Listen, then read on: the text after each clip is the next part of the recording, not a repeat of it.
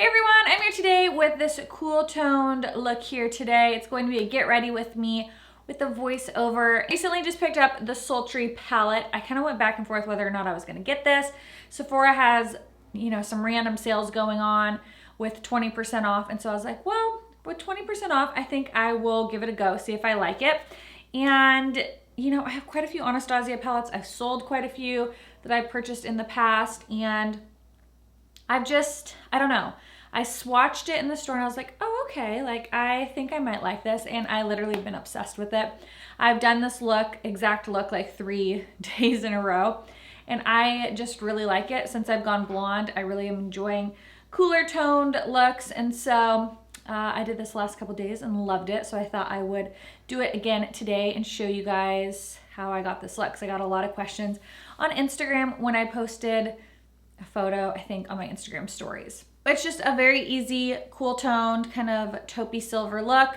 Very, very simple. And I tried to use some new, not new products, but different products than what I normally use, because I kind of get in a habit of using the same products, like same foundation, concealer, and all of that. So I switched it up today. I didn't use my Laura Mercier Fusion Concealer, and I didn't use my Too Faced Do Me or my Natasha Denona foundation today, or my Physicians Formula. I kind of switched it up. So I hope you guys enjoy this tutorial. If you are new, welcome to my channel. My name is Cassie. I hope you obviously enjoy this channel, enjoy this video. You decide to stay a while by hitting that subscribe button. Don't forget to give this video a thumbs up before you leave.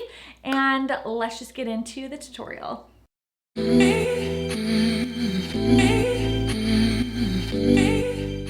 I'm starting out with the L'Oreal Pro Glow Primer. I love this. It doesn't add too much of a glow, but it does add like a nice tackiness to your skin. And then I'm going to go in with my Tatcha Pore Filling Primer. The Tatcha one is so great. I just apply it right in my T-zone just to fill in any pores. Then I switched up my foundation today and pulled out my good old La Mer, and this is in the shade Natural because I'm a little bit fair, but it was still a little bit dark for me. And this is the big old Morphe sponge. I bought a new one recently because my dog ate my last one. And I really like this sponge. It is huge. It is a little bit more dense than like the Beauty Blender or the Real Techniques one, if that's what you're used to. But I do really like it, and it was kind of fun using it again. Also switched up my concealer. This is the Milk Makeup Flex Concealer in the shade Light, and I'm just concealing under my eyes. This is a really nice, lightweight, pretty good coverage concealer. I really do like this concealer a lot, but I just love my Laura Mercier one so much. And then I'm going to take my sponge and blend all of that out. The sponge is just so nice. I also have my lash extensions, so you'll see applying my eyeshadow takes a little bit of practice getting used to. Then I love this brush. I'm pretty sure this is an IT Cosmetics brush. Their dual-sided ones are my favorite. I absolutely love it for getting that inner corner of my eye. I use that little side for the concealer. And then I'm going to apply it right onto my lid as well. And it's just a lot easier than using my finger, especially with lash extensions on. So it just blends everything really nice, and I really do love that kind of triangle shape, and I love the foundation side as well. And then my Essence powder, since this has been filmed, I have ran out of it and it will be in an empty soon. This is just an e.l.f. tapered brush. It's what I've used for years to set my under eyes, and the Essence powder is so dang cheap. It's the banana one, and it works so great. There is a peach one too, I believe. I have not tried it. I think it's too dark for my skin tone, but I really like the banana one. And then this is the Next to Nothing in Light Plus from MAC, and I'm just stamping that all over my face. It doesn't add too much coverage, it just kind of sets everything. And I love this giant, huge Morphe and Jaclyn Hill brush that I bought a long time ago when that released. I kind of talk about it a lot. So now we're going in with the Sultry Palette, and the first shade we are grabbing is Fresh, and this is a very old Sigma brush, just a flat brush, and I'm applying that to my brow bone just to have a nice lifting effect to my brows. And then we're gonna go into the color Birch. This is such a beautiful crease shade. Like even if you don't really want to wear makeup, if you just pop this right into the crease, it just kind of adds some definition to your eye. This is a brush from the Jaclyn Hill and Morphe collection that I got. I use the brushes all the time. I am not affiliated by Morphe. I don't have a code, and I bought it with my own money. So I do really like quite a few brushes from her brush collection. I bought the big one with the case with the eyes and the face brushes, and there's so many of them that I use on an everyday basis. So I'm just blending that right into the crease. Then I'm going in with the color Twig, which is this really beautiful cooler toned brown. It's really, really nice. It's like a cool neutral, and I don't really have any other colors quite like this in my collection. This is another brush from that Morphe Jaclyn Hill collection, and I'm just blending it right into the crease, definitely keeping it more in the socket so that you can kind of see that birch color peeking through. And because of my lash extensions, I think when I filmed this, I hadn't had them very long, so I was still kind of learning how to do my makeup with lash extensions. Then I'm taking that same brush and I'm going in with Dystoplan, I think is the name of the shade, the dark chocolate brown. And I am just focusing that on the outer corner, really concentrating it just right on the edge and a tiny bit in that crease and dragging it down to the lash line. These blend so nicely. Like typical Anastasia palettes, they do have some fallout, but honestly, well, not fallout, but like there's kickback in the pan. But the shadows just blend so nicely, and I've used this palette so much.